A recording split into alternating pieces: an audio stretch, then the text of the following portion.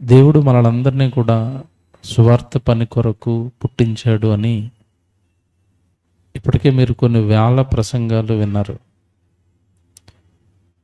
భూమి మీద స్త్రీ కానీ పురుషుడు కానీ ఉన్నది దేవుని కోసం, మర్చిపోకూడదు. పురుషుడు మాత్రమే కాదు, స్త్రీలు కూడా దేవుని కొరకే భూమి మీద ఉన్నారు అన్నది దేవుడు బైబిల్లో ఎన్నోసార్లు రాయించిన మాట. కొరింథీయులకు రాసిన మొదటి పత్రిక 8వ అధ్యాయం 6వ వచనం జాగ్రత్తగా మనం చూస్తే దేవుడి ఆలోచనలు మనకి అర్థమవుతాయి.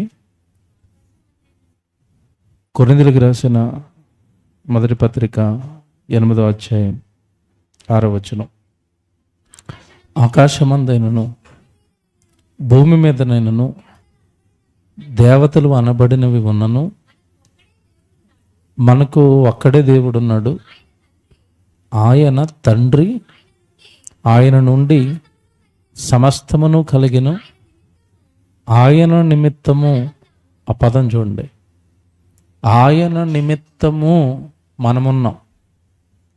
మనం ఈరోజు భూమి మీద ఉన్నది ఆయన నిమిత్తం, ఆయన కోసం, ఆయన పని కోసం, ఆయన వాక్యం కోసం, ఆయన మనకు అప్పగించే పని కోసం, ఆయన నిమిత్తము మనం ఉన్నమాట. చూసారు ఎలా ఉందో ఆ మాట? అంటే భూమి మీద ఉన్న స్త్రీ కానీ పురుషుడు కానీ ఎవరి నిమిత్తం ఉన్నాడు? ఇప్పుడు దేవుని నిమిత్తం. మరి దేవుని నిమిత్తం భూమి మీద మనం ఉండటం అంటే అర్థం ఏంటంటే,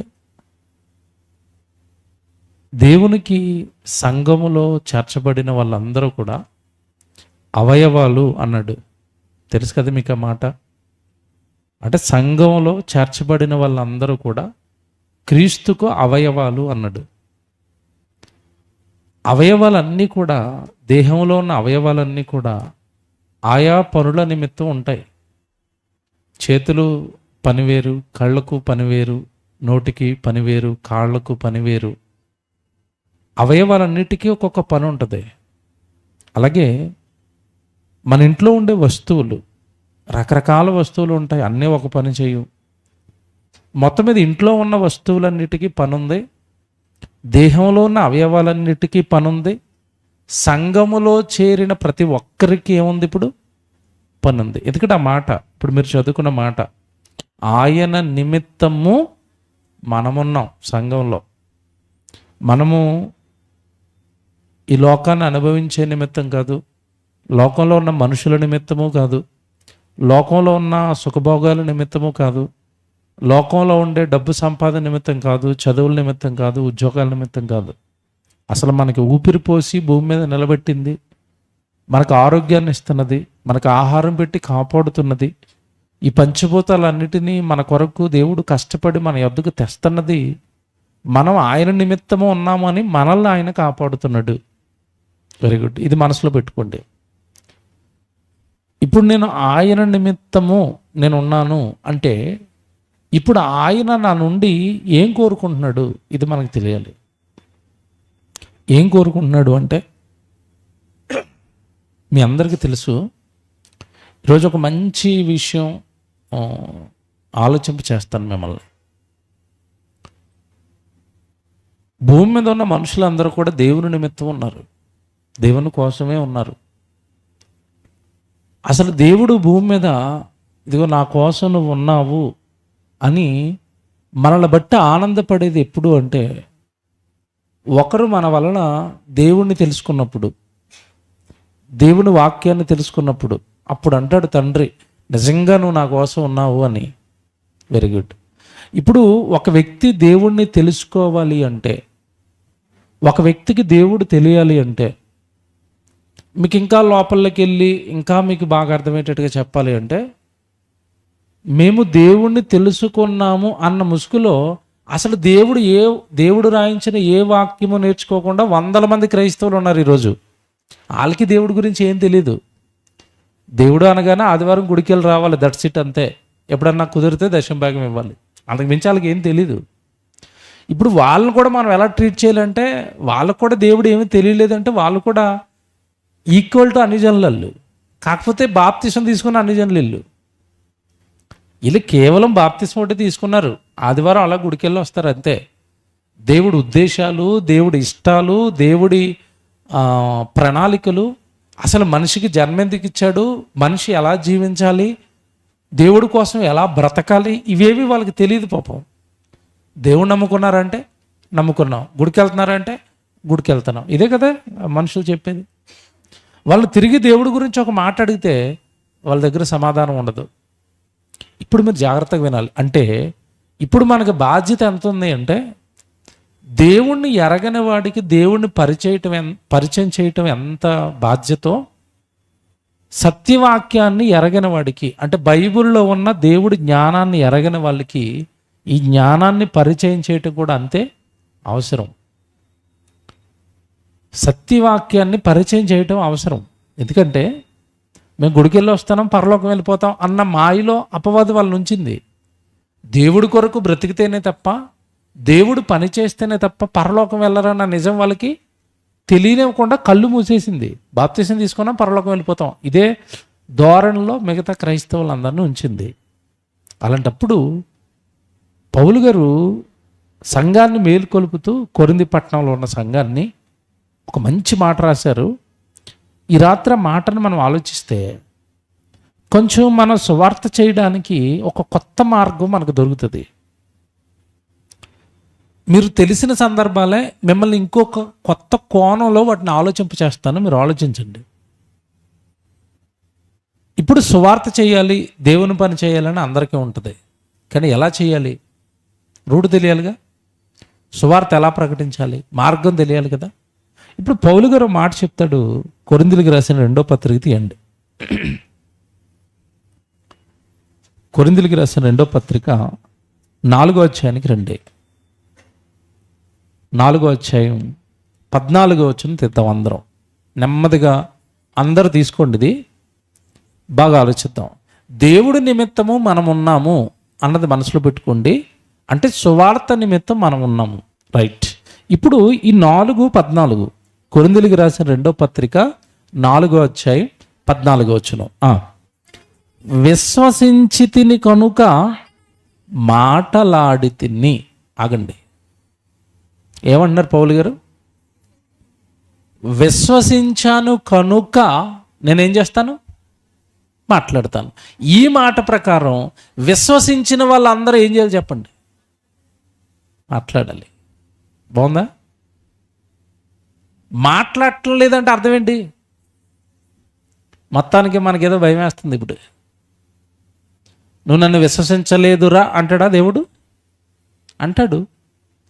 నేను ఆదివారం గుడికి వెళ్ళి వస్తాను, చదువు గురించి మాట్లాడతాను, లోకం గురించి మాట్లాడతాను, ఉద్యోగాల గురించి మాట్లాడతాను, మనుషుల గురించి మాట్లాడతాను, దేవుడి గురించి ఏమి మాట్లాడినప్పుడు అసలు నువ్వు విశ్వాసం ఎలా అవుతావు? అర్థమవుతుందా? మళ్ళీ చదువుతానే, విశ్వసించి తిని కనుక మాటలాడి తిని. నేను విశ్వసించాను గనక మాట్లాడి తినని ఒక చోట రాయబడి ఉంది, పౌలు గారు జ్ఞాపకం చేస్తూ, అని వ్రాయబడిన ప్రకారము అట్టి విశ్వాసముతో కూడిన ఆత్మ గలవారమై. ఆగండి, అక్కడ కామ ఉంటుంది. అట్టి విశ్వాసముతో కూడిన ఆత్మ గలవారమై. అట్టి విశ్వాసంతో కూడిన ఆత్మ అంటే విశ్వసించాను గనక, నాకు దేవుడు తెలిసిపోయాడు గనక, నాకు సత్యం తెలిసిపోయింది గనక, నేను ఎవరో ఒకరికి ఖచ్చితంగా దీన్ని ఏం చేయాలి, చెప్పేయాలి. అట్టి ఆత్మను కలిగిన వారమై ఉండాలట. అంటే మనలో ఎప్పుడు కూడా ఆత్మ మనల్ని ప్రేరేపిస్తూ ఉంటుంది, కానీ ఆత్మ ప్రేరణను మనం పట్టించుకోవంతే. నువ్వు దేవుడు పని చెయ్యు, నువ్వు ఎవరికైనా వాక్యం చెప్పు, ఎవరికైనా ఒక పుస్తకం వెయ్యు, ఎవరి దగ్గరికైనా ఒక పాట పంపించు, ఎవరికైనా ఒక మెసేజ్ పంపించు, ఎవరితోనో నువ్వు పర్సనల్గా దేవుడి గురించి ఏదైనా డిస్కషన్ పెట్టు, నా గురించి మాట్లాడు అని దేవుడు తన పరిశుద్ధాత్మ ద్వారా మనల్ని రేపుతూ ఉంటాడు, ప్రేరేపిస్తూ ఉంటాడు. అలా రేపుతున్నప్పుడు ఆ ఆత్మ చెప్తున్న సంగతులన్నిటినీ మనం జ్ఞాపకం తెచ్చుకుంటూ విశ్వసించాము గనుక ఖచ్చితంగా మనం ఏం చేయాలట, మాట్లాడాలి. ఇప్పుడు చెప్తాను నేను ఒకటి. విశ్వసించాం కనుక మాట్లాడమంటే మనకు లోపల ఎలా ఉంటుందంటే, మమ్మల్ని ఎవరు పిలుస్తున్నారండి స్పీకర్గా మాట్లాడడానికి, అంతేనా? బాగా అంటే మనం క్లారిటీగా ఆలోచిద్దాం విషయాన్ని. విశ్వసించిన వాళ్ళు అందరూ మాట్లాడాలంటే మరి విశ్వసించిన వాళ్ళు అందరూ స్పీకర్కి ఎవరైనా పిలుస్తున్నారా మాట్లాడడానికి?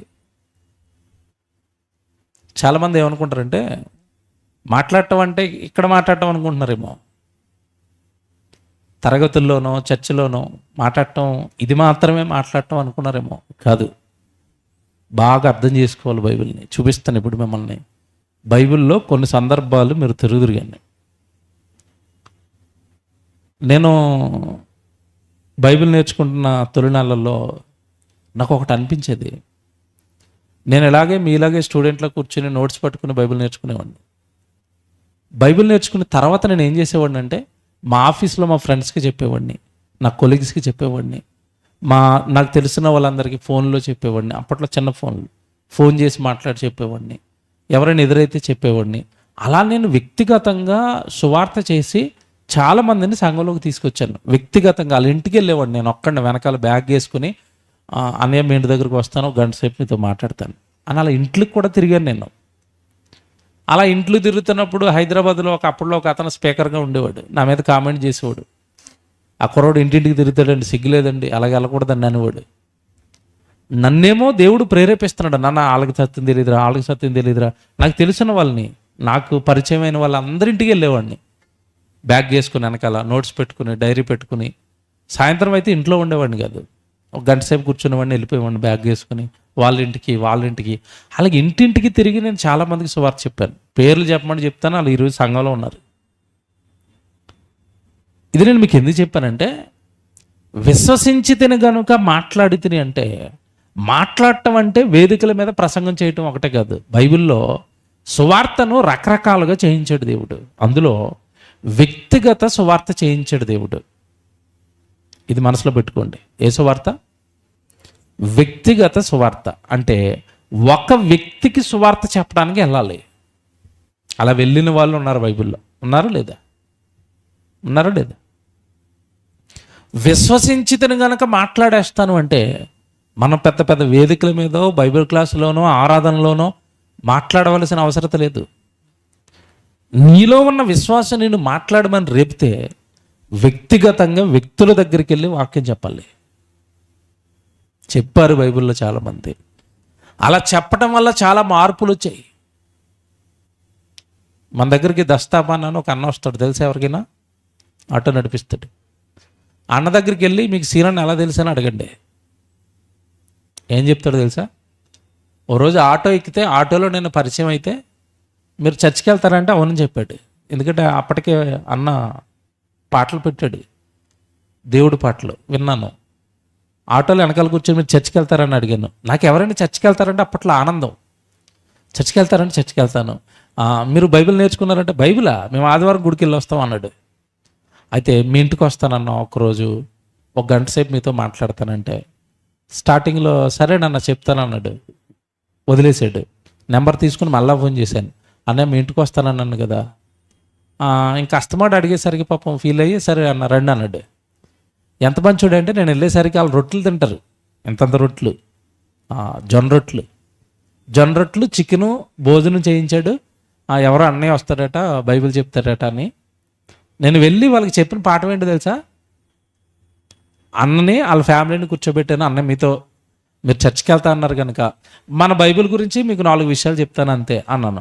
ఏం చెప్తారు చెప్పండి అంటే, బైబిల్ అనగానేమో అది ఎలా చదవాలి ఫస్ట్ లెసన్ చెప్పాను. బైబిల్ అంటే ఇన్ని పుస్తకాలు ఇందులో ఉంటాయి అన్నది, పాత నిబంధన కొత్త నిబంధన, ఇది ఎంతమంది రాశారు, బైబిల్ రాయడానికి ఎంత కాలం పట్టింది, ఇది పలానా భాషలోంచి వచ్చింది, బైబిల్ ఎలా మనం నేర్చుకోవాలి, బైబిల్ని దేవుడు పరిశోధించమన్నాడు, పరిశోధిస్తే కానీ బైబిల్ తెలియదని చెప్పాడు. అలా పరిశోధించడానికి ఒక ఎగ్జాంపుల్ చెప్తాను మీకు. అంటే పరిశోధించకపోతే తప్ప మనకి బైబిల్ అర్థం కాదు అనడానికి మీకు ఒక విషయం చెప్తానని చెప్పి ఒక విషయం చెప్పాను. ఏ విషయం చెప్పానంటే, అసలు దేవుడు రక్షణ గురించి 4 చోట్ల రాశాడు. 4 ఒక్కొక్కటి చదువుకుని అదే రక్షణ అనుకున్నారు. కాదు, 4 సందర్భాల్లో ఒక చోటకి తెస్తే తప్ప మనకి రక్షణ ఎలాగొస్తుందో మనకి తెలియదు. ఇది బైబిల్ని పరిశోధించడం అన్నాను అంతే. కరెక్ట్గా 1:10 ఒక్కడికే చెప్పాను. అక్కోళ్ళు ఏంటంటే ఎవరో వచ్చారు అన్నట్టుగా వాళ్ళు బిజీగా వంట చేసుకుంటున్నారు. వాళ్ళు వినలేదు, ఇతను ఒక్కడో విన్నాడు.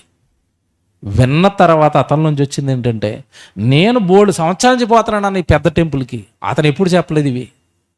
బైబిల్ ఇలా విడగొట్టాలని ఇన్ని పుస్తకాలు ఉంటాయి, నాకు ఎప్పుడూ చెప్పలేదు. భలే చెప్పారు. మీరు ఎక్కడ చెప్తారు వాక్యం అంటే అప్పుడు మనకు క్లాస్ జరిగేది, గురువారం క్లాస్. ప్రతి గురువారం చందనగర్లో క్లాస్ జరుగుతుందంటే ఇమీడియట్గా నేను గురువారం వస్తానని వచ్చాడు. ఇప్పుడు చర్చలో ఉన్నాడు. నేను ఇలాగా సంఘంలో చాలామంది పేర్లు చెప్తాను. వ్యక్తిగతంగా సువార్త చేశాను నేను. తులసి అని ఒక తమ్ముడు వస్తాడు, పాటలు పాడుతాడు, తెలుసా? ఆ తమ్ముడిని అడగండి నీకు ఈ వాక్యం ఎలా తెలుసని. బట్టలు కుట్టించుకోవడానికి టైలర్ దగ్గరికి వెళ్ళాను నేను. ఆ తమ్ముడు కూడా బట్టలు అట్టుకుని టైలర్ దగ్గరికి వచ్చాడు. నేను టైలర్కి వాక్యం చెప్తుంటే అన్నయ్య భలే చెప్తున్నారు అన్నాడు. అప్పుడు నాకు లైట్ వెలిగింది, ఇతను కూడా క్రిస్టియన్ అన్నాను. నీకు కూడా చెప్తారని కూర్చోబెట్టాను. అలా తమ్ముడికి వాక్యం చెప్తే అబ్బాబ్బా భలే ఉన్నాయన్న ఈ మాటలు, మీరు ఎక్కడ చెప్తారంటే అప్పుడు ఆర్సీపురం క్లాసులు చెప్పేవాడు నేను. ఆ క్లాసులకు వచ్చాడు, అటు నుంచి ఇటు మన దగ్గరికి వచ్చాడు. ఇవి మీకు ఎందుకు చెప్పాను తెలుసా? నేను ఇలా చాలామంది పేర్లు చెప్తాను. ఇలా నేను వీళ్ళకి వేదికల మీద ప్రసంగాలు చేయలేదు, తెలుసా? ఎక్కడ చేశాను? ఒకరికి ఇంట్లో, ఒకరికి టైలర్ షాప్ దగ్గర. ఇవి ఎందుకు చెప్తున్నాను మీకంటే, నిజంగా మీరు వాక్యాన్ని బలంగా విశ్వసిస్తే, విశ్వసించిన మీరు ఏం చేయాలి? మాట్లాడాలి. మీ చుట్టుపక్కల ఉన్న వాళ్ళతో వాక్యం మాట్లాడాలి. మీకు తెలుస్తున్న వాళ్ళతో వాక్యం మాట్లాడాలి. విశ్వసించి తిని గనుక నేనేం చేస్తాను అంటున్నాడు? మాట్లాడతాను. నేను మాట్లాడకుండా ఉండలేను. ప్రభువు రక్షణ ఎవరికో ఒకరికి చెప్పకుండా ఉండలేను. ఎవరో ఒకరిని సత్యవాక్యంలోకి నేను తేకుండా ఉండలేను. మీకు ఎందుకు చెప్తున్నా తెలుసు? ఇప్పుడు ఇది మీరు వ్యక్తిగతంగా ఎవరినైనా వ్యక్తులను పరిచయాలు పెంచుకోండి. చర్చికి వెళ్తున్న వాళ్ళైనా పర్వాలేదు, వాళ్ళకి ఫస్ట్ పాఠం చెప్పండి. ఏ పాఠం? బైబిల్ అనగానేమి, అది ఎలా చదవాలి, కయ్యనుకు భార్య ఎక్కడి నుండి వచ్చింది, హేబేలు మొదలుకొని మరణించిన వారంతా పరలోకం వెళ్ళిపోయారా, ఈ పాఠాలు చెప్తుంటే వాళ్ళకి ఎలా ఉంటా చెప్పండి. అసలు చచ్చిపోయిన వాళ్ళు అందరూ ఎక్కడికి వెళ్ళిపోయారు తెలుసా మీకు? దావీదు వీళ్ళందరూ అంటే ఆడేమంటే టక్కమని అందరూ పరలోకం వెళ్ళిపోయారు, మా వాడు కూడా పరలోకం వెళ్ళిపోయాడు అంటాడు. ఎవడు వెళ్ళలేదని యేసు చెప్పాడు అనలా, అంత అక్కడ ఆగిపోతాడు. పరలోకం నుండి దిగి వచ్చిన వాడు తప్ప పరలోకానికి ఎక్కిపోయిన వాడు ఎవడునూ లేడు. యోహాను సువార్త చూపించగానే అదేటది మరి మా పాస్టర్ గారు పరలోకం వెళ్ళిపోయాడని చెప్పాడంటే అలాగే చెప్తాడు మరి పాస్టర్ గారు. నువ్వు రా అనాల, వస్తాడు. ఇలా మీరు వ్యక్తిగతంగా చక్కగా మన దగ్గర ఉన్న D1 పాఠాలన్నీ నేర్చుకుని వ్యక్తిగత సువార్త చేయటం ప్రారంభించండి. మరలా చెప్తున్నాను, మీ ఫ్రెండ్స్కి చెప్తారా, మీ చుట్టుపక్కల వాళ్ళు చెప్తారా, మీ బంధువులకు చెప్తారా? వ్యక్తిగత సువార్తను దేవుడు చాలా బలంగా దీవించాడు బైబిల్లో. ఆ వ్యక్తిగతంగా మనం ఎవరినైతే మారుస్తామో వాళ్ళ వల్ల చాలా గొప్ప గొప్ప పనులు చేశాడు దేవుడు బైబిల్లో. బాగా గుర్తుపెట్టుకోండి, ఇది ఏదో ఒక్కరికే కదా అనుకుంటాం మనం, కాదు. నేను ఇప్పుడు చెప్తాను మీకు, ఒక్కడనే కదా అంటే నేను దస్తప్ప అన్నాను, ఒక్కడనే పట్టుకొచ్చాను. కానీ దస్తప్ప ఎంతమందికి పరిచయం చేశాడు తెలుసు ఈ వాక్యం? ఆ ఊరిలో సుమారుగా 10 సభలు పెట్టించాడు నాతో. అంటే ఆ ఊరు మొత్తానికి సత్యవాక్యం తెలియడానికి నేను ఆ రోజు ఆయనతో మాట్లాడటం వల్లే కదా. మీకు అర్థమవుతుందా? మనం ఒక్కలే అనుకుంటాం, కానీ ఆ ఒక్కడు నిలబడితే ఆ ఒక్కడి వల్ల తర్వాత జరిగే పని చాలా పెద్ద పని జరుగుతుంది. తులసి చక్కగా దేవుడు వాక్యంలో ఉన్నాడు, మన సత్యవాక్యానికి అంటుకట్టుపడ్డాడు, సంఘానికి వస్తున్నాడు. వాళ్ళ ఊరిలో మ్యారేజ్ అయిన తర్వాత వాళ్ళ అత్తమామల్ని కన్విన్స్ చేసి వాళ్ళు సేవకులు వెళ్ళి వాళ్ళ చర్చిలోనే 2 మీటింగ్లు పెట్టించాడు. ఇప్పటికి వాళ్ళ అత్తమామలకు కూడా మన వాక్యం అంటే చాలా ఇష్టపడుతున్నారు. మీరు రావాలయ్యా, వాక్యం చెప్పాలి, బాగా చెప్తారంటున్నారు. ఇప్పుడు ఇది మీకు ఎందుకు చెప్తున్నానంటే, మనం ఒక్కడికే కదా సువార్త చెప్తున్నాం అనుకుంటాం, కానీ ఆ ఒక్కడు నిలబడితే, ఆ ఒక్కడు ఫలిస్తే అతని వల్ల అనేక మందికి సత్యం వ్యాప్తి చెందుతుంది. కనుక మనం అందరం మన టార్గెట్లు ఎలా ఉండాలంటే, కనీసం నేను ఒక్కరికైనా నేను కూర్చొని అక్కడ అతను కూర్చోబెట్టుకుని 1 గంట టైం తీసుకుని 2 గంటల టైం తీసుకుని ఒక సబ్జెక్ట్ చెప్పాలి. వాడికి తెలియనివి, వాళ్ళు చర్చికి వెళ్తూ కూడా వాళ్ళు నేర్చుకోలేనిది ఏదో నేను చెప్పాలి. ఒక కొత్త సంగతి వాళ్ళకి నేర్పించాలి. అలా నేర్పిస్తే అట్రాక్ట్ అవుతారు వాళ్ళు. అయ్యో మాకు ఈ సంగతి బైబిల్లోంచి తెలియదండి. అందుకే మీ అందరికీ పరీక్షలు రాయండి, జ్ఞానం నేర్చుకోండి అని ఎందుకు చెప్తానంటే, పరీక్షలు రాయడం మీరు మొదలు పెడితే ఈ విషయాలన్నీ, అంటే సువార్త ఎలా చేయాలి, జ్ఞానపు సంగతులన్నీ మీకు అర్థమవుతాయి. ఇప్పుడు పౌలు గారు అన్న మాటని చాలామందికి అప్లై చేసి చూద్దాం బైబిల్లో. ఏంటది? 14 వచ్చిన మళ్ళీ చదువుదామా? కిందకి చదువుదాం. విశ్వసించి తిని గనుక మాట్లాడి తిని అని వ్రాయబడిన ప్రకారము అట్టి విశ్వాసముతో కూడిన ఆత్మగలవారమై ప్రభువైన యేసును లేపినవాడు యేసుతో మమ్మును కూడా లేపి మీతో కూడా తన ఎదుట నిలవబెట్టునని ఎరిగి మేమను విశ్వసించుచున్నాము గనుక మేము మాట్లాడుతున్నాం అన్నాడు పౌలు గారు. ఎలాగుంది? ఒకప్పుడు భక్తులు ఏదైతే విశ్వసించారో వాళ్ళు మాట్లాడారు. ఈరోజు మేమును విశ్వసిస్తున్నాం కనుక మేము కూడా ఏం చేస్తామంటున్నాడు? మాట్లాడుతున్నాం. పౌలు గారిని మాట్లాడుతున్నప్పుడు కొట్టారు తెలుసా మీకు? మాట్లాడితే చంపేస్తామన్నారు. ఇక్కడ విషయం పట్టుకోవాలా, మాట్లాడితే చంపేస్తామన్నారు. మాట్లాపారా? ఆపలేదు. ఎందుకు చెప్పండి? రీజన్ ఏంటి? ఆ కిందే చెప్తాడు ఆయన. ఆ కిందే వెంటనే ఉంటుంది. కావున మేము అధైర్యపడము, ఎవడో కొడుతున్నాడని, ఎవడో బెదిరిస్తున్నాడని, ఎవడో ఏదో అవమానపరుస్తున్నాడని, మేము సువార్త చెప్తుంటే ఎవడో మమ్మల్ని చులకనగా చూస్తున్నాడని మేమేమి అధైర్యపడము. ఎందుకు? రీజన్, మా బాహ్య పురుషుడు కృషించుచున్నను, ఆంతర్య పురుషుడు దినదినము నూతన పరచబడుతున్నాడు. అంటే అర్థం ఏంటంటే శరీరం కృషించిపోతుంది, శరీరంలో బలం తగ్గిపోతుంది, శరీరంలో ఆరోగ్యం తగ్గిపోతుంది. బాహ్య పురుషుడు కృషిస్తున్నాడు అంటే బాహ్య పురుషుడి యొక్క అందం పోతుంది. నన్ను చాలా దగ్గర నుంచి కొంచెం కొన్ని సంవత్సరాల నుంచి పరిచయం ఉన్న వాళ్ళందరూ ఈ మధ్యకాలంలో చూస్తుంటే, అన్న ఏటు మీరు పాడైపోతున్నారంటే పాడైపోతాం. అందంగా ఎక్కడ ఉంటాం? బుగ్గలు వేసుకుని లడ్డూలాగా ఉండాలంటే ఇంట్లో పడుకుని ఉండాలా, అంతే కదా. ఊరూరు సువార్త చేస్తుంటే లడ్డూలాగా అందంగా ఉంటావా? జుట్టు పోతుంది, ఆరోగ్యం పోతుంది, సత్తువు పోతుంది, అన్నీ పోతాయి. పోయినా భయం లేదు. ఎందుకంటే అక్కడ రాయబడుతున్న మాట, పౌలు గారు అన్న మాట, బాహ్య పురుషుడు కృషించుచున్నాను, ఆంతర్య పురుషుడు అంటే లోపల ఉన్న ఆత్మ దినదినము ఆయన ఏమవుతున్నాడట అంటే ఇతను ముసలోడు అవుతున్నాడు, అతనేమో యంగ్ అవుతున్నాడు. ఎలాగుంది? శరీరం కృషిస్తుంది, ఆత్మ దినదినము నూతన పరచబడుతున్నాడు. అంటే అర్థం ఏంటి? ఫ్రెష్గా కొత్తగా తయారవుతున్నాడు. రోజుకో కొత్తగా. ఎందుకంటే బైబిల్ నేర్చుకోవటం, దేవుడు పని చేయటం, దేవుడు వలన అనేక మేలులు మనం పొందుకోవటం వలన లోపల ఉన్న ఆత్మ బలపడిపోతుంది, విశ్వాసంలో బలవంతులం అయిపోతున్నాం. అలా అవుతున్నప్పుడట మేము సువార్త చెప్పకుండా మేము ఉండలేము. సువార్త వలన మా దేహం పాడైనా నో ప్రాబ్లం, ఆత్మ ఏమవుతుంది? నూతన పరచబడుతుంది అన్నట్టు. వీళ్ళ విశ్వాసం ఎలా ఉంది? ఈరోజు క్రైస్తవుల విశ్వాసం ఎలా ఉంటుంది చెప్పండి? క్రైస్తవుల విశ్వాసం ఎలా ఉంటుంది? లోపల ఉన్న ఆంతర్య పురుషుడు నూతన పరచబడాలని కోరుకుంటారా? వాళ్ళ ఆలోచనలన్నీ బయట ఉన్న బాహ్య పురుషుడి మీద ఉంటాయా? మీకు గుర్తుందా? ఆదివారం అనుకుంటాను ఒక ఆవిడ వీడియో చూపించాను, వెంట్రుకల గురించి. ఒక ఆవిడ పెద్ద ఆవిడ మాట్లాడుతుంది, ఏదో చెప్పింది ఆవిడ, మర్చిపోయాను నేను. ఒక పెద్ద ఆవిడని చూపించాను వెంట్రుకల గురించి. ఆవిడ యేసుప్రభు దగ్గరికి వెళ్ళి, సంఘ కాపర్ దగ్గరికి వెళ్ళి, దేవుడి సన్నిధిలో జుట్టు కోసం అడుగుతుందంటే మనసు ఆత్మ మీద ఉందా, శరీరం మీద ఉందా? పౌలు గారి మనసు దేని మీద ఉంది? చూసారా? ఇది పోయినా పర్వాలేదండి, లోపల ఉన్నది మాత్రం రక్షించబడాలి, అది నూతన పరచబడాలి. ఈరోజు క్రైస్తవులు ఇల్లులు, డబ్బులు, వ్యాపారాలు, చదువులు, ఉద్యోగాలు, శరీరము, అందము, ఆరోగ్యము, 24 గంటలు దేవుడి దగ్గర ఇవే. యేసుప్రభు దేహం అండి, నిండు యవ్వన దేహం అండి. మొత్తం శరీరాన్ని అంతా దున్నేశారు. ఆ రోజు దున్నేశారా? తల మొదలుకొని, అరికాలు మొదలుకొని, చేతులు మొదలుకొని, శరీరం మొదలుకొని, ఎక్కడైనా శరీరాన్ని అందంగా ఉంచారా? మొత్తం శరీరం అంతా పాడు చేశారా? పాడు చేశారు. ఏం భయపడ్డా? భయపడ్డాడు. కారణం ఏంటి? ఆయనకు సీక్రెట్ తెలుసు. ఏంటది? ఏముందండి, ఇది మట్టి దేహం, మట్టిలో పడుకుంటుంది, దీనిపైన మహిమ దేహం వస్తుంది. ఈ దేహాన్ని పాడైపోతుంటే ఎవరో భయపడలేదు, భక్తులు ఎవరో భయపడరు. కనుక మన కాన్సన్ట్రేషన్ అంతా దేని మీద ఉండాలంటే లోపల ఉన్న ఆత్మ. ఇప్పుడు ఆత్మ నూతన పరచబడాలి అంటే పైన పౌలు గారు చెప్పిన మాట ఏంటది? మేము విశ్వసించాం గనక మాట్లాడుతున్నాము. అలా మాట్లాడటం వల్ల అనేక మందికి రక్షణ వస్తుంది, మేము అనేక సంఘాలు కట్టగలుగుతున్నాం, అనేక మందికి సత్యవాక్యాన్ని పట్టుకెళ్తున్నాం. కనుక శరీరం కృషించిపోతున్నా లోపల ఉన్న ఆత్మ ఏమైపోతుందంటే దినదినము నూతన పరచబడుతుంది. ఇప్పుడు నేను జాగ్రత్తగా వినండి.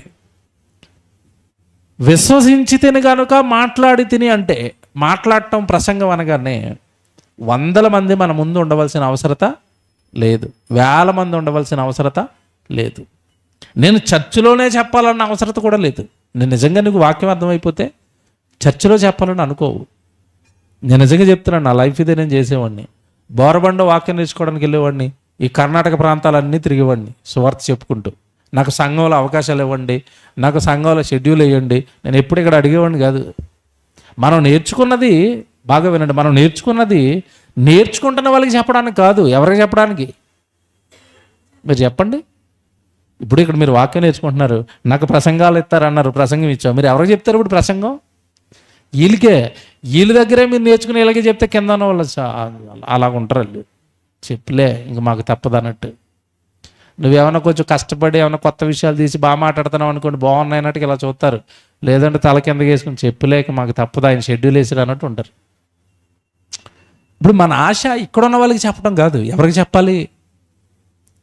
నేను బోరబండలో వాక్యం నేర్చుకుంటూ బోరబండలో చెప్పనాక నాకు అవకాశాలు ఇవ్వండి అని అడిగేవాడిని కాదు. దేవుడు అనుకోకుండా ఇచ్చేవాడు కొన్నిసార్లు, కానీ నేను ఎవరిని అడిగేవాడిని కాదు. నా ఆశ అంతా ఎక్కడుండేదంటే, నాకు దగ్గరగా ఉన్న కర్ణాటకలో ఉన్న మారుమూల ప్రాంతాలు, నారాయణఖేడు, బేదరు, కర్ణాటక ఏరియాల్లో ఎన్ని గ్రామాలు తిరిగానో నాకే తెలుసు. అది బండి వేసుకుని కూడా వెళ్ళిపోయాం, ఆటోల మీద వెళ్ళిపోయేవాడిని. ఒక ఓమిని వ్యాన్ ఉండేది, ఒక అన్నకి అది వేసుకుని వెళ్ళిపోయేవాళ్ళు. కొన్నిసార్లు ఏమీ దొరకకపోతే బస్సుకి వెళ్ళిపోయాం. ఊర్లోకి వాళ్ళ సభ అయిపోయిన తర్వాత ఎక్కడోళ్ళు అక్కడికి వెళ్ళిపోయేవారు. ఆ చర్చిలో వాళ్ళు కూర్చున్న కార్పెట్ల మీద అక్కడే పడుకునేవాళ్ళు. స్నానం చేయాలంటే బయటికి బోరు దగ్గరికి వెళ్ళిపోయి నూతుల్లో స్నానం చేసిన రోజులు కూడా ఉన్నాయి. కష్టాలు పడ్డాను ఒకప్పుడు. కారణం ఏంటంటే, పాపం వీళ్ళు ఎవరికి మనకి తెలిసిన సంగతి తెలీదు. అది నా బాధ. ఇప్పుడు ప్రతి క్రైస్తవుడికి సంఘాల్లోకి పిలిచి ఏం చెప్పారంటే, దేవుడి దగ్గరికి రండి, ఆశీర్వాదాలు ఇస్తాడు, దేవుడి దగ్గరికి రండి, మీకు దీవెనలు ఇస్తాడని చెప్పారు తప్ప ఆత్మ గురించి చెప్పలేదు. ఇప్పుడు మనం వెళితే ఆత్మజ్ఞానం తెలుస్తుంది, ఆత్మ గురించి చెప్పొచ్చు, పరలోకం గురించి చెప్పొచ్చు, మరణం తర్వాత తీర్పు గురించి చెప్పొచ్చు. అయ్యో ఈ రహస్యాలన్నీ వీళ్ళకి తెలియదని అసలు మనసు ప్రాణం ఆగేది కాదు. ఇంట్లో ఉండేవాడిని కదా నేను అప్పుడు. వాళ్ళు ఎవరో నాకు తెలియకపోయినా అక్కడికి వెళ్ళిపోయేవాళ్ళు, ఆ ఊర్లోకి. ఇప్పటికి నేను వెళ్తాను ఎక్కడికో, వాళ్ళు ఎవరో నాకు తెలియదు, ఇప్పటికీ ఊర్లోకి వెళ్తున్నాను, ఇప్పటికీ వెళ్తున్నాను నేను. కారణం నా ఆశ చెప్పాలి, తెలియని వాళ్ళకి చెప్పాలి, తెలియని వాళ్ళని రక్షించాలి. నిజంగా సువార్త ఇలా పబ్లిక్గా నీకు అవకాశం దొరికితే 100 మందికి 1000 మందికి చెప్పొచ్చు. బైబిల్లో 2వ మెథడ్ ఉంది సువార్త చేసే మెథడ్. అది ఎలాగంటే వ్యక్తిగత సువార్త, ఒకరి నుంచి ఒకరికి, ఒకరికి వాక్యం చెప్పటం. దీనికి మీరు బైబిల్లో బేస్ ఎక్కడ ఉంటుంది అంటే, ఒక నపుంసకుడు బైబిల్ చదువుకుంటున్నాడు. బైబిల్లో మీకు కనపడుతుంది అపోస్తల కార్యాల్లో. చదువుకుంటున్నప్పుడు యెషయా గ్రంథం చదువుతున్నాడు. ఏం చదువుతున్నాడో అతనికి అర్థం కావట్లేదు. ఒక్కడే నపుంసకుడు. అతను చాలా పెద్ద మంత్రి, ధనాగారం మీద ఒక మంత్రి, బాగా చదువు ఉన్నవాడు, బాగా తెలివి ఉన్నవాడు, బాగా గొప్పవాడైతేనే మంత్రిగా పదవిస్తారు. అలాంటి వాడు బైబిల్ చదువుతున్నాడు. ఇప్పుడు మీరు ఇక్కడ దేవుడు మనస్సు మీకు ఈ సందర్భానికి వస్తే మనకేమర్థమవుతుందంటే, ఒక్కడు బైబిల్ చదువుకుంటున్నప్పుడు అతనికి బైబిల్ అర్థం కాలేదు, అంతే కదా? బైబిల్ అర్థం కాలేదు. అర్థం కానప్పుడు అతని మనసులో ఒక వేదన చెందుతున్నాడు. ఒకసారి మీరు అపోస్తల కార్యాలకు రండి, 8వ అధ్యాయానికి రండి, 26. ప్రభువు దూత, నీవు లేచి దక్షిణముగా వెళ్ళి యెరూషలేము నుండి గాజాకు పోవు అరణ్య మార్గమును కలుసుకోమని ఫిలిప్పుతో చెప్పగా అతడు లేచి వెళ్ళెను. అప్పుడు ఇథియోపియాలో రాణి అయిన కందాకే క్రింద మంత్రి అయి ఆమె యొక్క ధనాగారం అంతటి మీదనున్న నపుంసకుడు ఆరాధించుటకు. ఇప్పుడు ఇక్కడ ఇథియోపియా అనగానే మీకు ఏమర్థం కావాలంటే అది ఆఫ్రికా ఖండం. ఖండం కూడా వేరది. ఆఫ్రికా ఖండంలో ఉన్న ఈ దేశం నుంచి ఆసియా ఖండంలో ఉన్న యెరూషలేంకి వచ్చాడు. అసలు ఇతను మీకు అర్థమవుతుంది ఎంత దూరం ట్రావెల్ చేశాడు దేవుడి సన్నిధి కోసం. దేవుడి సన్నిధి కోసం ఖండాలు దాటాడండి ఇతను. దేశం కాదు, ఖండం. ఆఫ్రికా ఖండం వేరు, ఆసియా ఖండం వేరు. ఖండం దాటి ఖండానికి వచ్చేటట్టు వాక్యం కోసం. ఈరోజు క్రైస్తవులు అడగండి, దూరంగా ఎక్కడో సభలు జరుగుతున్నాయంటే, సభలు అంటే మా ఇంటి పక్కన ఉండాలా, బైబిల్ క్లాస్ అంటే మా పక్కన జరగాల, అలాగైతే వస్తాం. దూరం అయితే మా వల్ల కాదు. ఒకప్పుడు మేము పరిగినప్పుడు నిజంగా అప్పుడున్న మాకున్న ఆవేశం, అప్పుడు మాకున్న ఇంట్రెస్ట్, రాను రాను రాను రాను ప్రజల్లో తగ్గిపోవడం చూసి ఒక్కొక్కసారి చాలా బాధేస్తూ ఉంటుంది. ఎక్కడ చందానగర్, నేను బోరబండ క్లాసులకి వెళ్ళేవాడిని. ఎక్కడ చందానగర్, ఇక్కడ చందానగర్ నుంచి అబిడ్స్ క్లాస్కి వెళ్ళేవాడిని. ఎక్కడ చందానగర్ నుంచి నారాయణగూడ క్లాస్కి వెళ్ళేవాడిని. జస్ట్ బైబిల్ క్లాస్కి. అక్కడికి వెళ్ళేసరికి ఎంతమంది ఉండేవారంటే ఒక 5, 6, 7, దట్స్ ఇట్ అంతే. నేనెందుకు వెళ్ళేవాడిని అంటే ఇంట్రెస్ట్, నేర్చుకోవాలి. ఇప్పుడు ఇతను చూడండి, నిజంగా ఇతను భక్తి చూడండి. ఆఫ్రికా ఖండం నుండి ఆసియా ఖండంలోనే యెరూషలేంకి వచ్చేసాడు. ఆరాధన అయిపోయింది, రిటర్న్ తిరిగి వెళ్ళిపోతున్నాడు. ఏమంటే ఎప్పుడైనా కూడా మీరు చూడండి, ఆరాధనకి వెళ్ళి వచ్చేసామనుకోండి ఆదివారం, మన మనసు ఎలా ఉంటుంది చెప్పండి. ఆ రోజు మీరు ఓపెన్గా చెప్పండి, మీ మనసు ఎలా ఉంటుంది ఆరాధన అయిపోయి ఇంటికి వెళ్ళిన తర్వాత? అమ్మయ్య, ఈరోజు చాలా భక్తి చేసాం మనం. పొద్దున్నే లేచి చాలా కష్టపడి మొహం కడుక్కొని స్నానాలు చేసి వంటలు వండుకొని చాలా అలసిపోయి చర్చికి వెళ్ళి వచ్చాం. అంతే, ఇంటికి రాగానే బైబిల్ అలా పడేసి రెస్ట్ అండి అలా అయిపోయింది దేవుడికి అలా అన్నట్టుగా ఉంటాం. ఇతని విషయంలో దేవుడికి బాగా నచ్చిన విషయం ఏంటంటే, ఆరాధనకు వచ్చి ఆరాధన చూసుకున్నాడు. ఆరాధన అయిపోయిన తర్వాత రిటర్న్లో రెస్ట్ తీసుకోవాలా? రెస్ట్ తీసుకోవట్లేదు. మళ్ళీ రిటర్న్లో మళ్ళీ ఏం చదువుతున్నాడు? ఎంత గొప్ప మనసు చూడండి. మీరు నిజంగా చెప్పండి, ఆరాధన అయిపోయిన తర్వాత ఆ రోజు సాయంత్రం నేను 5 గంటల నుంచి బైబిల్ చదువుకున్నాను వాళ్ళు చేయొద్దండి? నేను నిజంగా చెప్తున్నా, రోజు చదివిన ఆదివారం చదవరు మీరు, నాకు తెలుసు అది. ఎందుకంటే ఆ రోజు ఒక ధైర్యం ఉంటుంది లోపల. ఏంటి ఈరోజు ఎక్కడికి వెళ్ళి వస్తాం? చర్చికి వెళ్ళి వస్తాం, వాక్యం చదివేస్తాం, బైబిల్ చదివి ఈరోజు బైబిల్ అసలు ఈరోజు బైబిల్ దగ్గర రావడానికి కుదరదు. ఈరోజు లెట్స్ ఎంజాయ్. ఏమైపోయిందంటే ఆదివారం ఆరాధన అయిపోయింది. కానీ ఇతనిలో ఉన్న భక్తి చూడండి, ఆరాధన అయిపోయిన తర్వాత రిటర్న్లో బైబిల్ చదువుతున్నాడు. ఇక్కడే పట్టుకుంటాడు దేవుడు. నేను నిజంగా చెప్తున్నానండి, మనలో క్వాలిటీస్ దేవుడు ఇక్కడే చిన్నలాగే కనబడతాయి. కానీ దాన్ని పట్టుకున్నాడు దేవుడు, మనం గొప్పలో అయిపోతామండి. ఇంట్రెస్ట్, వాక్యం అంటే ఇంట్రెస్ట్. ఆరాధనకు వచ్చి ఆరాధన అయిపోయిన తర్వాత రిటర్న్లో బైబిల్ చదువుతున్నాడు. చూడండి అక్కడ ఎంత బాగుంటుంది ఆ మాట. 28, అతడు తిరిగి వెళ్ళుచు తన రథము మీద కూర్చుండి ప్రవక్త అయిన యెషయా గ్రంథము చదువుచుండెను. అప్పుడు ఆత్మ ఫిలిప్పుతో, ఎవరు చెప్తున్నారు ఫిలిప్పుతో? ఆత్మ అంటే ఎవరు? పరిశుద్ధ ఆత్ముడు. ఇందాక మీరు చదువుకున్నారు అక్కడ ఆ మాట, నేను ఊరకనే ఇక్కడికి తీసుకురాలేదు. ఆ మాట ఏ మాట? విశ్వసించి తిని గనుక మాట్లాడి తిని గనుక అట్టి ఆత్మను మీరు కలిగిన వారై. అంటే విశ్వసించావు కదా, నువ్వు వెళ్ళని నీకు చెప్తాడు ఈరోజు ఆత్మ. ఆ రోజు పిలుపుకి కూడా చెప్తున్నాడు. పిలుపుకి చెప్పిన ఆత్మ మాటను పిలుపు విన్నాడు. ఈరోజు మనం ఏం చేస్తామంటే, నేనేంటండి నేను వాక్యం చెప్పటం ఏంటి, నేను అక్కడికి ఇంట్లో పనులు చేసుకోవడానికి అలసిపోతున్నాను, నేను ఎక్కడికి వెళ్తాను, నేను ఎవరి దగ్గరికి వెళ్తాను? అంతే కదా. పిల్లోడిని చూసుకోవటం, ఇంట్లో వంటలు చేసుకోవటం, సామాన్లు కడుక్కోవటం, తినటం, త్రాగటం, ఖాళీ టైం ఉంటే ఒకసారి వాట్సాప్, ఫేస్బుక్ తిప్పుకోవటం, ఇక్కడే అయిపోతుంది టైం. ఇంకెక్కడ పక్క దగ్గరికి వెళ్ళి వాక్యం చెప్పటం? ఫిలిప్పును ఆత్మ రేపింది. జాగ్రత్తగా వినాలి, ఇది పరిశుద్ధాత్మ దేవుడు. ఫిలిప్పు, నువ్వు వెళ్ళి ఒక వ్యక్తికి వాక్యం చెప్పాలి. ఎవరయ్యా అంటే ఫిలిప్పు. ఎక్కడున్నాడు? రథం మీద వెళ్తున్నాడు. ఇక్కడ జాగ్రత్తగా వినాలి, రథం మీద వెళ్ళిపోతాడా, ఎక్కడైనా ఆగాడా? వెళ్ళిపోతున్నాడు. ఇప్పుడు పలానా చోట ఉంటాడు, వెళ్ళి వాక్యం చెప్పంటే వెళ్ళి చెప్పడం ఈజీ. అతను రథం మీద ప్రయాణం చేస్తూ ఉంటాడు, నువ్వు వెనకాల పరిగెట్టు అన్నట్టు. ఎలాగుంది ఇది? ఇప్పుడు మీకు చెప్తాను, మియాపూర్లో బస్సు ఎక్కాడు ఒకడు, ఆడు జైంట్ వైపు వెళ్తున్నాడు, నువ్వేం చేస్తావు తెలియదు, ఆ బస్సు ఎక్కి ఆ బస్సు పట్టుకుని సువార్త చెప్పు అన్నాడు అనుకోండి, మీరు వెళ్తారా? చెప్పండి. నిజంగా ఈ సందర్భాలు చదువుకుంటాం కానీ మనం లోతుగా ఆలోచిస్తే మతిపోయింది తెలుసా. అతడు రథం మీద వెళ్తున్నాడు, నువ్వేం చేస్తావు నాకు తెలియదు, ఆ రథాన్ని పట్టుకోవాలి నువ్వు అన్నట్టు. ఇతను ఎలా పట్టుకోవాలి రథాన్ని? ఇతనికి ఇంకో రథం ఉందా వెనకాల వెళ్ళడానికి? రథం లేదండి. ఎలాగెళ్ళాడు తెలుసా? ఎలా వెళ్తున్నాడు చూడండి.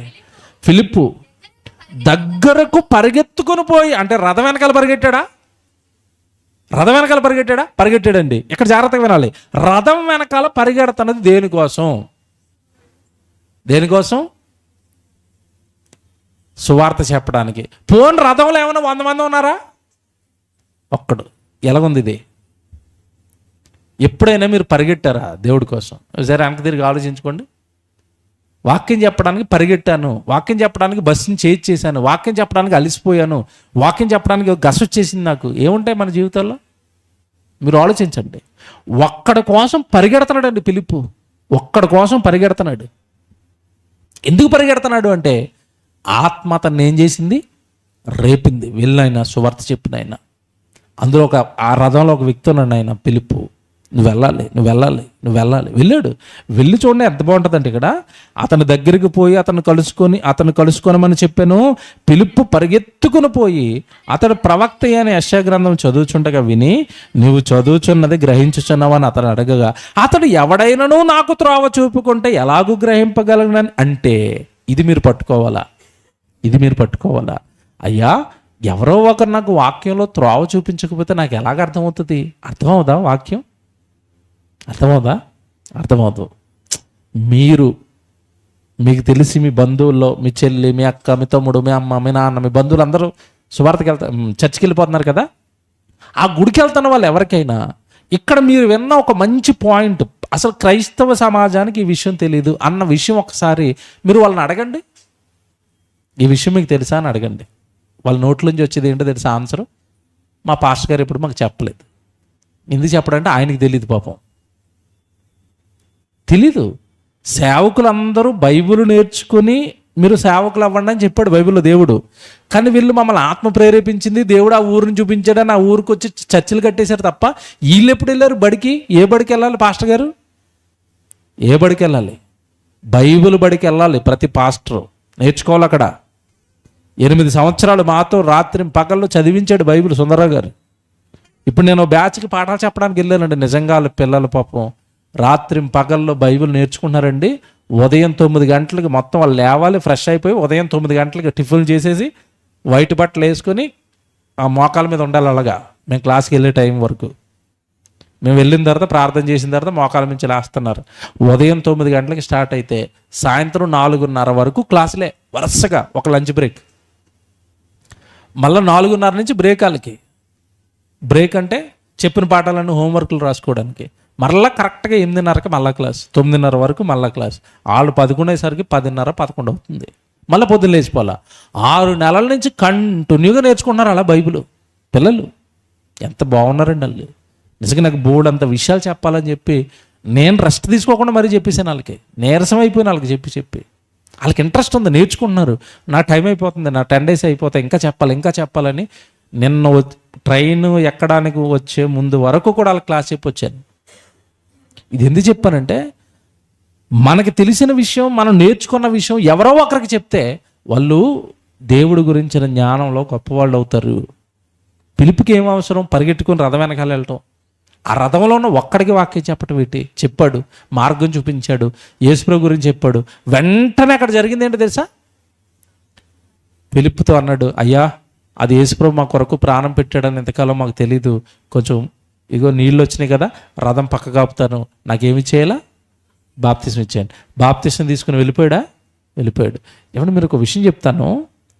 అసలు పిలుపును రథం వెనకాల పంపించి మరి దేవుడు ఆ నపుంసకుడిని కాపాడాడు అంటే, అతను దేశానికి వెళ్ళిపోయిన తర్వాత అతను సైలెంట్గా ఉంటాడా? మీరు చెప్పండి. ఉంటాడా? అతను చెప్తాడా చెప్పడా? ఖండంలో చెప్పాడు. అలాగా ఫిలిప్పు ద్వారా నపుంసకుడికి వాక్యం అందించటం వలన ఆ వాక్యం ఖండం దాటిందా? ఇప్పుడు మనం పిలుపుని బట్టి మనం నేర్చుకునేది ఏంటి?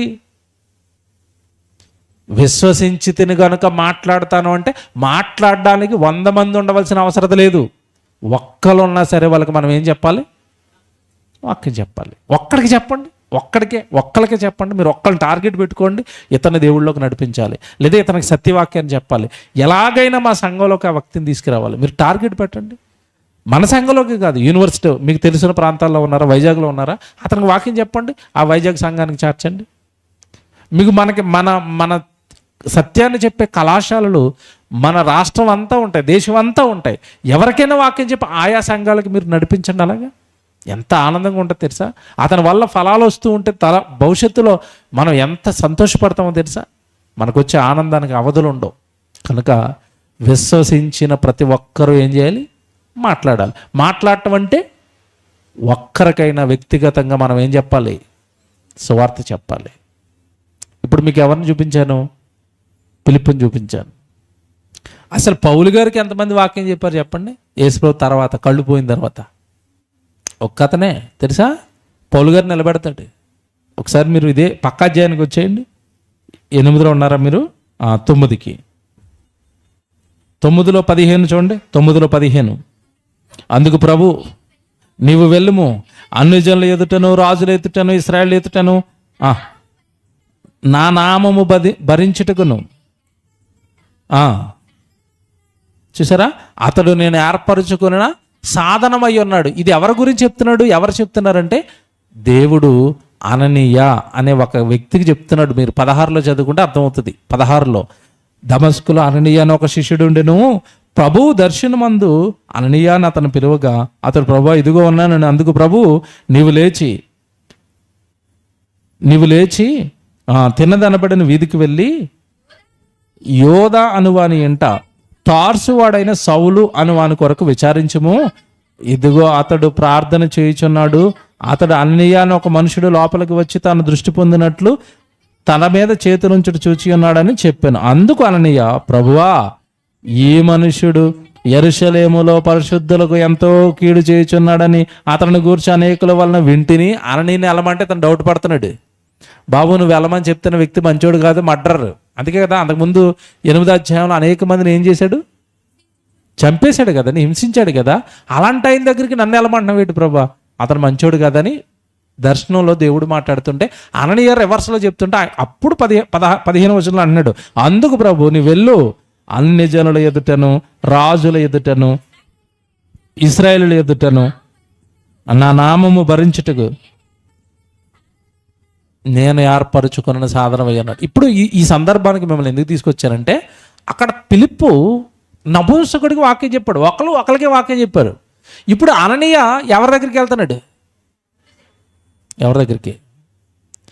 సౌలు దగ్గరికి. ఇప్పుడు నేను మాట్లాడుతాను, నేను చాలా నీతిమంతుడిని, పబ్లిక్ స్పీకర్, నేను ఒక్కడికి వాక్యం చెప్పి నేను వెళ్ళను అన్నాడు అనుకోండి అననీయ. సౌలు పరిస్థితి ఏంటి?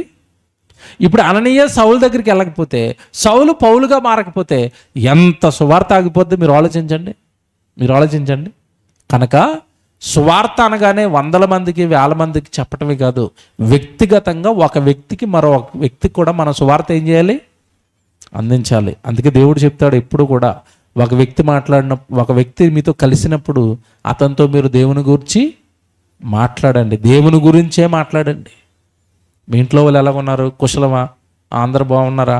అయిపోతాయి 2-3 నిమిషాల్లోనే కుశల ప్రశ్నలు అయిపోతాయి. ఇంకేం అడుగుతామండి? వాళ్ళ ఇంట్లో ఉన్న రామాయణమే మన ఇంట్లో ఉంటుంది. అంతే కదండి, ఎవరింట్లోనైనా ఒకటే కదా, తినడం, వండుకోవటం, సంపాదించుకోవటం, కొనుక్కోవటం, పాడైపోయిన వస్తువులను బయటపడేయటం, కొత్తవి తెచ్చుకోవడం, ఇది తప్ప ఇంకేమైనా కొత్త కథ ఉంటుందా అవతల వాళ్ళ ఇంట్లో? చెప్పండి. దీనికోసం గంటల తరబడి మాట్లాడటం కంటే ఒక 5 నిమిషాలు కుశల ప్రశ్నలు అడిగేసి అందరూ బాగున్నారా, క్షేమ అంత బాగుంది కదా, పిల్లలు బాగున్నారా, మీ భర్త బాగున్నాడు, భార్య అంత బాగున్నారా, అది దేవుడి గురించి మాట్లాడుకుందాం. ఒక 5 నిమిషాలు అది అయిపోయిన వెంటనే దేవుడి గురించి మొదలెట్టండి. నిజంగా చెప్తున్నాను, ఇలా మీరు మాట్లాడటం మొదలు పెడితే అవతల వాళ్ళకి మీ మీద ఒక రకమైన ప్రేమ, ఒక రకమైన భయం, మీ భక్తిని బట్టి వాళ్ళకి కలుగుతుంది. దేవుడి గురించి మాట్లాడతారండి, దేవుడి గురించి జ్ఞాపకం చేస్తారండి, దేవుడి సంగతులు ఎత్తుతారండి మా దగ్గర. మీకు అర్థమవుతుందా? కనుక సువార్త చేయటం అనగానే క్లాసుల్లోనో సువార్త సభల్లోనో కాదు, వ్యక్తిగతంగా వ్యక్తికి కూడా ఏం చెప్పొచ్చు? సువార్త చెప్పొచ్చు. ఇప్పుడు నేను ఇంకొకరిని చూపిస్తాను. ఈయన ప్రసంగానికి వస్తున్నాడు అంటే 1000 మంది వచ్చేవారు అక్కడికి. ఎవరైనా అంటే యేసుప్రభు. 1000 మందే, ఒకరిద్దరు కాదు. యేసుప్రభు ప్రసంగానికి వస్తున్నాడు అంటే 1000 మంది వచ్చేవారు. ఎలా చెప్తాం 1000 మంది వచ్చేవారని? రొట్లు చేపలు ఎంతమందికి పెట్టాడు చెప్పండి? అంటే ఆ మీటింగ్కి ఎంతమంది వచ్చారు? ఇప్పుడు ఈయన మామూలు స్పీకరా, చాలా పెద్ద స్పీకరా? చాలా పెద్ద స్పీకర్. అసలు 1000 మంది. ఇప్పుడు కేఏ పాల్ గారు ఉండేవారు ఒకప్పుడు, మీకు అర్థం కాదని చెప్తున్నాను సుమా, ఆయన రోల్ మోడల్గా తీసుకోమని కాదు. కేఏ పాల్ గారు సభ పెట్టారంటే ఎంతమంది ఉండేవారు తెలుసా మీకు? 1,00,000. అప్పట్లో ఆయన ఒక దూత. ఏ దూత? శాంతి దూత వస్తున్నాడంటే అసలు ట్రాక్టర్లో బస్సులు పొలం అని అడిగి పాలు గారట. ఇప్పుడు పాలు గారు రాజకీయ మీటింగ్ పెడితే అక్కడ 10 మంది కూడా ఉండలేదు. అయిపోయింది, పోగొట్టేసుకున్నాడు అంతా, దేవుడిచ్చింది అంతా, పడిపోయాడు. ఇది మీరు మనసులో పెట్టుకుని ఇప్పుడు అలాంటి పాలు గారిని ఏమండి పలానా కొకట్పల్లిలో ఒక సిస్టర్కి వాక్యం చెప్పాలి, వస్తారా అని అడగండి. ఏమంటాడు? మీరు చెప్పండి, ఏమంటాడు? వస్తానంటాడా? ఎవరిని ఏమడుగుతున్నావు అంటాడు. అంతేనా? నేను ఎవరిని?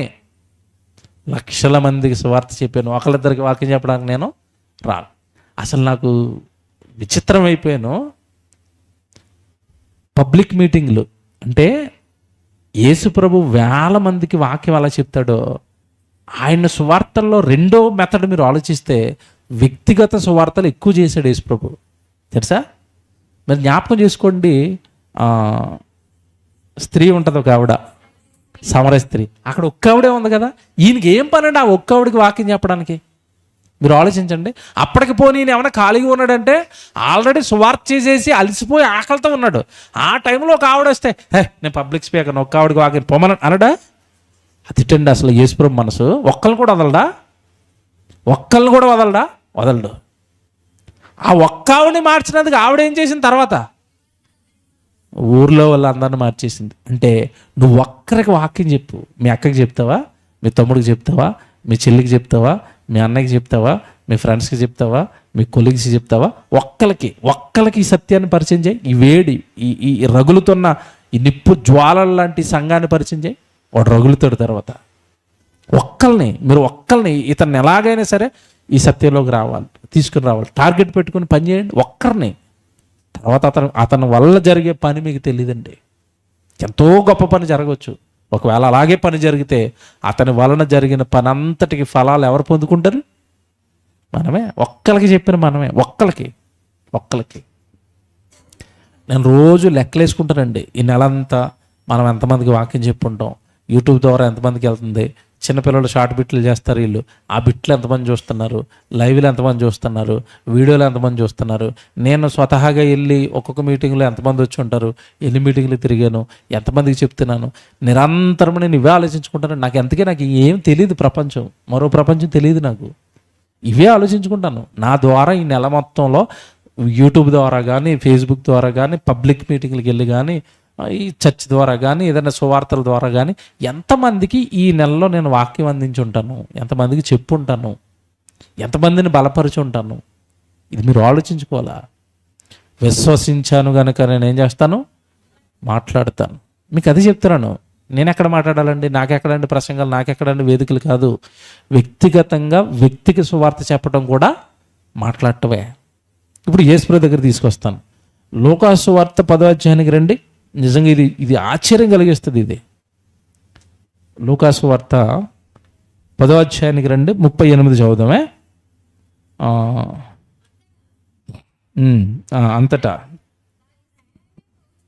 అంతటా వారు ప్రయాణమైపోచుండగా ఆయన ఒక గ్రామములో ప్రయాణమైపోచుండగా అంటే ఓ చోట సువార్త చెప్పాడు, సువార్త అయిపోయింది. ఈ మీటింగ్ దగ్గర నుంచి మరో మీటింగ్ ఏం చేస్తున్నాడు? ప్రయాణమైపోచుండగా ఆయన ఒక గ్రామంలో ప్రవేశించాను. మార్త అను ఒక స్త్రీ, అండర్లైన్ చేయండి, ఎంతమంది ఉన్నారట అక్కడ? ఒక ఆవిడే. మార్తాను ఒక స్త్రీ ఆయనను తన ఇంటి చేర్చుకున్నాను.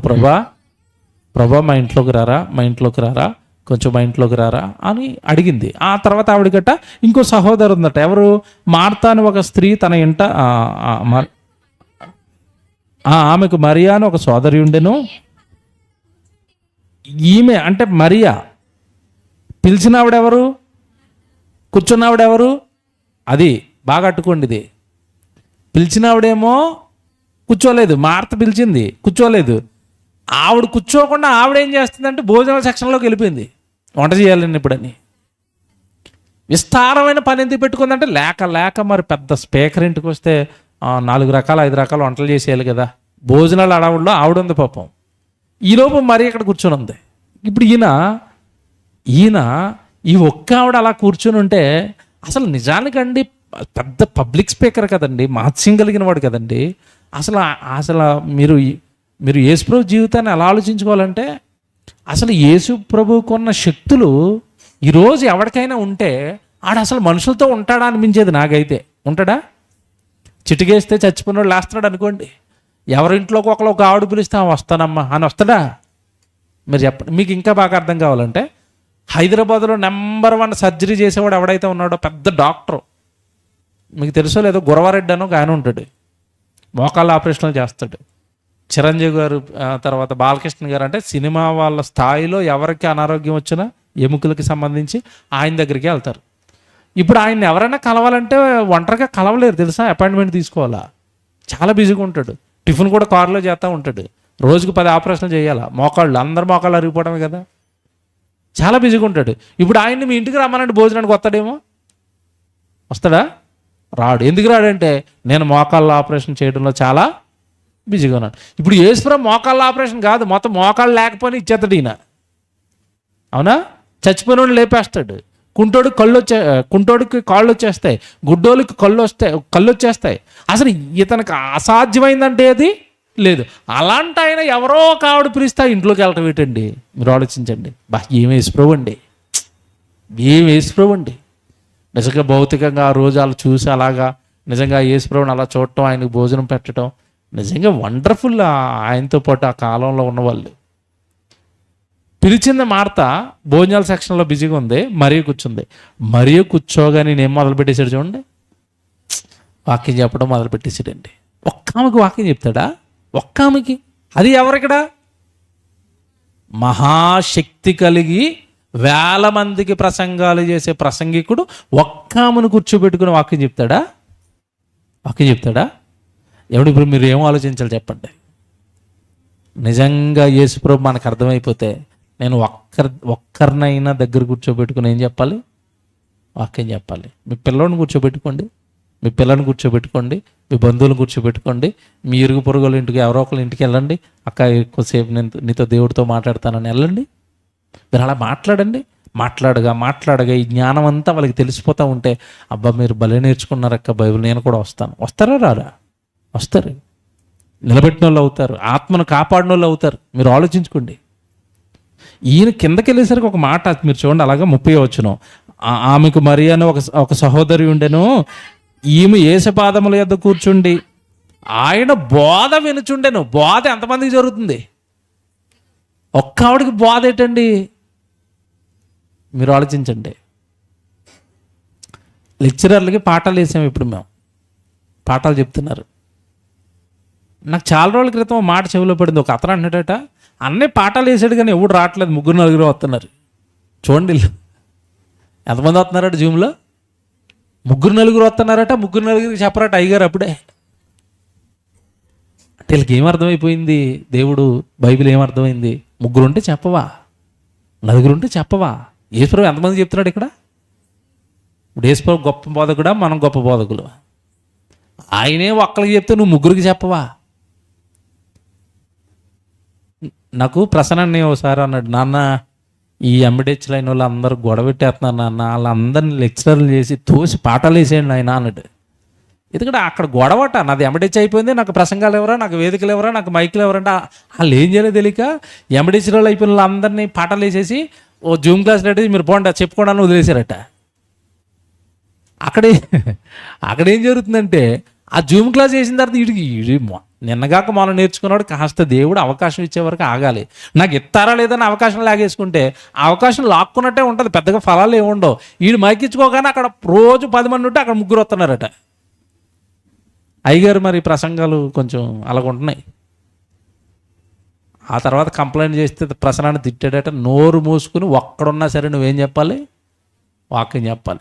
ఎవడో లేకపోతే నువ్వు చెప్పుకో జూమ్లో అన్నట. అంటే అర్థం ఏంటి? ఆ రోజు ఎవడు రాలేదు, అప్పుడు ఏం చేయాలి? నువ్వు పాఠం చెప్పే గాలి వింటదని చెప్పాడట. సృష్టి ఉంటుంది అంతే కదా, ప్రకృతి కూడా వింటదా లేదు చెప్పండి? వింటది. ఎవడు రాపోయినా 0 ఉన్నా చెప్పాలి అంతే. నీకు షెడ్యూల్ వేస్తే చెప్పాలా? ఎందుకు చెప్తారు పెద్దవాళ్ళు మాటలంటే? నిజంగా ఇక్కడ యేసుప్రభు ఎంతమంది చెప్తున్నాడు చెప్పండి?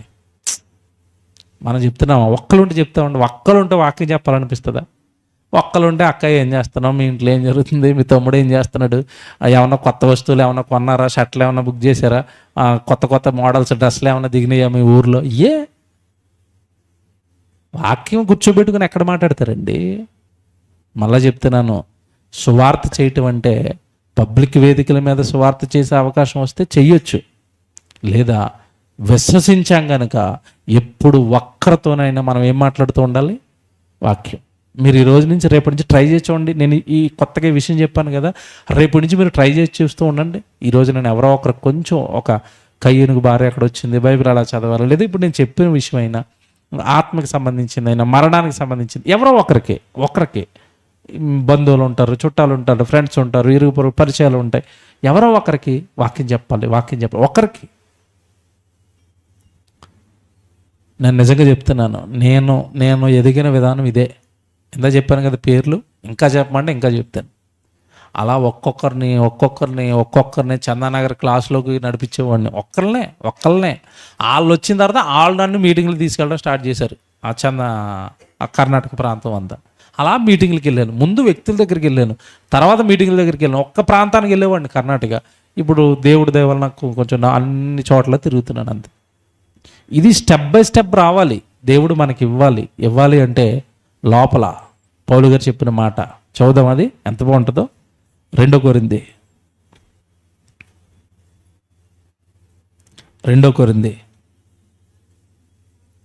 4వ అధ్యాయం 14 వచనం. 2 కొరింథీ 4వ అధ్యాయం 14 వచనం. విశ్వసించి తిను గనుక మాట్లాడి తిని అని వ్రాయబడిన ప్రకారము అట్టి విశ్వాసముతో కూడిన ఆత్మ గలవారమై. అంటే ఏంటి? నేను ప్రభువును విశ్వసించాను కనుక ఖచ్చితంగా నేను మాట్లాడాలి అని అటువంటి ఆత్మతో మీరు అది ఆలోచించుకోండి. ఇందాక పిలుపుని పంపించింది ఆత్మే. అట్టి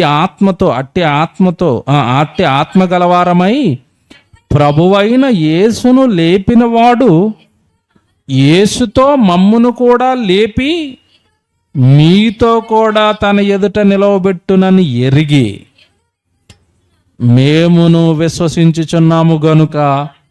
చూసావా, యేసుప్రభు వస్తాడు మమ్మల్ని లేపుతాడు. యేసుప్రభు నమ్ముకుంటే నరకం నుండి తప్పించబడతాం, వస్తాం, పరలోకానికి వెళతాం. పరలోకానికి వెళ్ళాలి అంటే ఇదిగో మాట్లాడాలి, సువార్త చెప్పాలి, దేవుడు పని చేయాలి. విశ్వసించి తిను గనుక మేము ఏం చేస్తాం? మాట్లాడటం అంటే చెప్పాను కదా, మనకెవరో అవకాశం ఇవ్వాలి, మనకెవరో అవకాశం ఇస్తే చెప్పాలి కాదు. నీవుగా అవకాశాలను ఏం చేయాలి? కల్పించుకోవాలి, సృష్టించుకోవాలి. నీ చుట్టుపక్కల ఎవరికి రక్షణ లేదో ఆలోచించుకుంటూ ఉండాలి. నీకు తెలిసిన వాళ్ళు ఎవరికి సత్యం తెలీదో నువ్వే ఆలోచించుకోవాలి, నువ్వే క్రియేట్ చేసుకోవాలి ప్లాట్ఫామ్. ఎవరిస్తారు? ఎవరు పిలుస్తారు? ఎవరిస్తారు? దేవుడు ఇస్తాడు. ఎప్పుడు ఇస్తాడు దేవుడు అంటే లోపల ఈ మాట, నేను విశ్వసించాను కనుక. ఇప్పుడు మీకు పదజాలం అర్థమవుతుందో లేదో, విశ్వసించాను కనుక మాట్లాడతానంటే అర్థం ఏంటంటే దేవుడు చెప్పిన మాటను నేను నమ్మేశాను కనుక నేను నమ్మేసిన దాన్ని ఖచ్చితంగా ఏం చేస్తాను? అర్థమవుతుందా? విశ్వసించానంటే దేవుడు చెప్పిన ప్రతి మాట నేను ఏం చేశాను? నమ్మాను. ఇప్పుడు దేవుడు కొరకు బ్రతకిన వాడు నరకానికి వెళ్ళిపోతాడు, ఈ మాట మనం నమ్మామనుకోండి, మన తమ్ముడే దేవుడు పని చేయట్లేదు అనుకోండి, అప్పుడు మనకు ఎలా ఉంటుంది? అమ్మ, ఆ మాట ప్రకారం మా తమ్ముడు దేవుడు పని చేయటం అనేది కనుక వీడు ఎక్కడికి వెళ్తాడు? నరకానికి వెళ్తాడు. ఇప్పుడు అర్జెంటుగా వీడికి ఏం చెప్పాలి? నేను సత్యం చెప్పాలి, మాట్లాడతాను. విశ్వసించాను ఆ మాటని, వీడి జీవితానికి ఆ మాట అప్లై అవుతే వీడు నరకానికి వెళ్ళిపోతాడు అన్న సంగతి నీకు విశ్వాసం ఉంటే, నమ్మకం ఉంటే వెంటనే వాడితో నువ్వేం చేస్తావు? మాట్లాడతావు. సొంత వాళ్ళని రక్షించుకోవటం, స్వకుటుంబాన్ని రక్షించుకోవటం, మన వాళ్ళని రక్షించుకోవటం ముందు మన బాధ్యత కదా. ఆడపిల్లలు ఫోన్ చేస్తారు తమ్ముళ్ళకి, అన్నయ్యలకి. ఎప్పుడు చేస్తారు చెప్పండి? ఎప్పుడు చేస్తారు? పండగకి కరెక్ట్గా 10 రోజులు ఉందనగా. దేనికి? తమ్ముడు పండగ వస్తుందిరా, మరి ఏం రెడీ చేయాలి? చీరలు, నాకు ఒక చీర, బావగారికి ఒక షర్టు, పిల్లలకి బట్టలు. ఇందుగా వాళ్ళతో ఏం మాట్లాడాలి? వాళ్ళ గురించి ఏం ఆలోచిస్తున్నారు? వాళ్ళ మీద మీకున్న ప్రేమ ఏంటి? వాళ్ళని ఎలా కాపాడుతారు? వాళ్ళకి ఏం చెప్తారు?